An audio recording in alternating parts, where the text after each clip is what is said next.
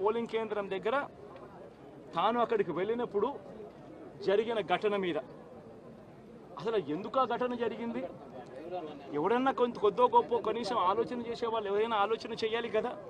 అక్కడ ఉన్న ఎస్సీలను, ఆ గ్రామంలో ఉన్న సామాజిక వర్గం వాళ్ళు గ్రామంలో ఉన్న బూతులు లేకపోయి ఓట్లు వేసే పరిస్థితి లేకుండా ఉన్నప్పుడు ఎమ్మెల్యే అక్కడికి ఆ గ్రామానికి వెళ్ళినప్పుడు ఎమ్మెల్యే ఆ పరిస్థితిని చూసి ఎస్పీకి 4 సార్లు 5 సార్లు 10 సార్లు ఫోన్ చేసినా కూడా ఎస్పీ రాని పరిస్థితిలో ఉన్నప్పుడు, కనీసం సిఐని ఎస్ఐని కూడా పంపించిన పరిస్థితిలో ఉన్నప్పుడు, అటువంటి బూతులో, సెన్సిటివ్ బూతులో కేవలం ఒకే ఒక్క హోంగార్డును పెట్టి బూతులు నడుపుతా ఉన్నారు.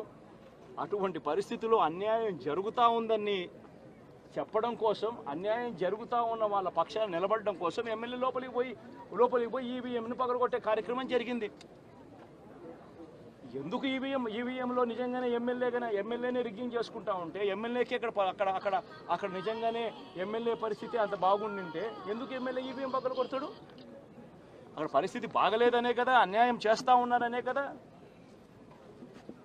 అక్కడికి పోయినప్పుడు అన్యాయం చూశాడు కాబట్టే కదా ఈవీఎం పగలగొట్టాడు. ఆ ఈవీఎం ఏదైతే పగలగొట్టిన కేసులు ఏదవుతుందో తనకు బెయిల్ వచ్చింది. ఈరోజు తాను బెయిల్ అక్కడ లోపల ఉన్నది ఈవీఎం పగలగొట్టిన కేసులో కాదు, తను లోపల ఉన్నది ఈవీఎం పగలగొట్టిన కేసులో. అన్యాయం జరిగింది అని చెప్పి, అన్యాయం జరుగుతూ ఉన్న పరిస్థితిలో ఎమ్మెల్యే అక్కడికి పోయి అడ్డుకునే కార్యక్రమంలో జరిగింది అని చెప్పి కోర్టులు కూడా గుర్తించాయి కాబట్టి తనకు బెయిల్ వచ్చింది. కానీ మళ్ళీ ఆ తర్వాత ఏం జరిగింది? ఆ ఇన్సిడెంట్ జరిగిన 10 రోజుల తర్వాత, ఆ ఇన్సిడెంట్ జరిగిన 10 రోజుల తర్వాత అంటే మే 23వ తారీఖున ఎమ్మెల్యే అక్కడికి వెళ్ళి హత్యాయత్నం చేశాడట. అదే పోలింగ్ బూత్లో హత్యాయత్నం చేశాడంట. ఎవడన్నా బుద్ధునోడు ఎవడన్నా నమ్మదానికి ఉందయ్యా? ఎవడన్నా ఎమ్మెల్యే అనేవాడు అక్కడికి పోయినప్పుడు వాళ్ళు చేస్తూ ఉన్న రిగ్గింగు, ఎమ్మెల్యే దానికి అడ్డుకునే కార్యక్రమం చేస్తూ ఉంటే ఎమ్మెల్యే అక్కడికి పోయి ఎమ్మెల్యే హత్యాయత్నం చేస్తాడా? చెప్పడానికైనా హద్దు పొద్దు ఉండాలి కదా. 10 రోజుల తర్వాత ఎమ్మెల్యే హత్యాయత్నం చేశాడని చెప్పి కేసు పెడతారు 10 రోజుల తర్వాత. ఇప్పుడు నిజంగానే అటువంటి ఇన్సిడెంట్ జరిగిందంటే సిట్టు 17వ తారీఖు నుంచి, మే 17వ తారీఖు నుంచి 20వ తారీఖు లోపల మధ్యలో ఇచ్చిన రిపోర్ట్లో, ఆ సిట్లో అది చెప్పాలి కదా, ఇది జరిగింది, ఎమ్మెల్యే అనే వ్యక్తి హత్యాయత్నం చేసే కార్యక్రమం చేశాడు అని చెప్పి రావాలి కదా. మరి ఎందుకు సిట్ రిపోర్ట్లో రాలేదు? ఈ రకంగా ఒక మనిషిని కేవలం 4 సార్లు ఎమ్మెల్యే, తాను 2000 కన్సిస్టెంట్గా 4 సార్లు ఎమ్మెల్యే గెలిచాడు.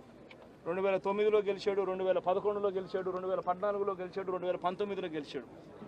ఒక మనిషి కన్సిస్టెంట్గా 4 సార్లు ఎమ్మెల్యేగా గెలుస్తూ వస్తున్నాడు అని అంటే ఆ మనిషి మంచోడు కాబట్టి గెలుస్తూ వచ్చాడు, ఆ మనిషి మంచోడు కాబట్టి ప్రజలు ఆశీర్వదిస్తూ వచ్చారు.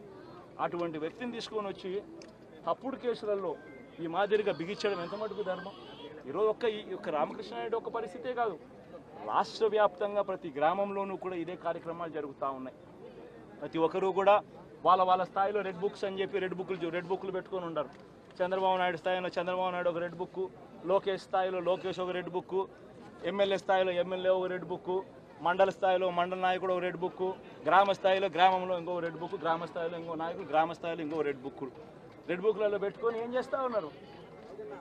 అతి దారుణంగా అన్యాయంగా ఆస్తులు ధ్వంసం చేస్తూ ఉన్నారు.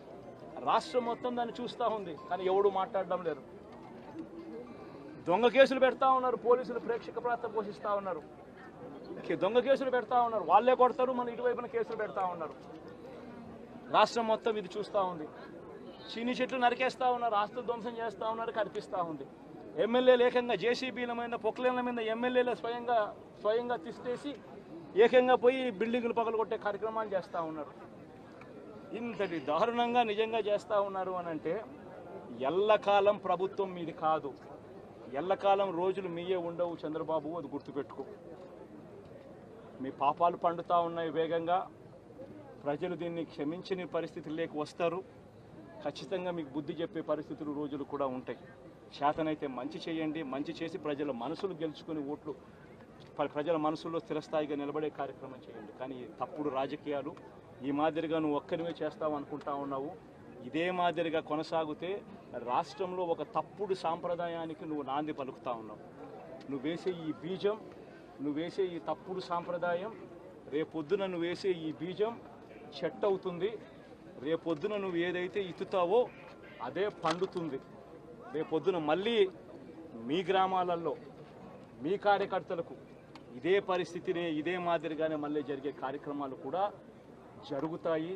అటువంటి తప్పుడు సాంప్రదాయాలు దయచేసి ఇప్పటికన్నా ఆపండి. నాయకులుగా ఉన్న మనలాంటి వాళ్ళం ఇలాంటివి ప్రోత్సహించకూడదు. ఇలాంటివి ఎవరు తప్పు చేసినా తప్పు అని చెప్పే కార్యక్రమం నాయకులుగా మనం చెయ్యాలి. కానీ దగ్గరుండి ఈ మాదిరిగా ప్రోత్సహించడం అతి దుర్మార్గమైన కార్యక్రమం.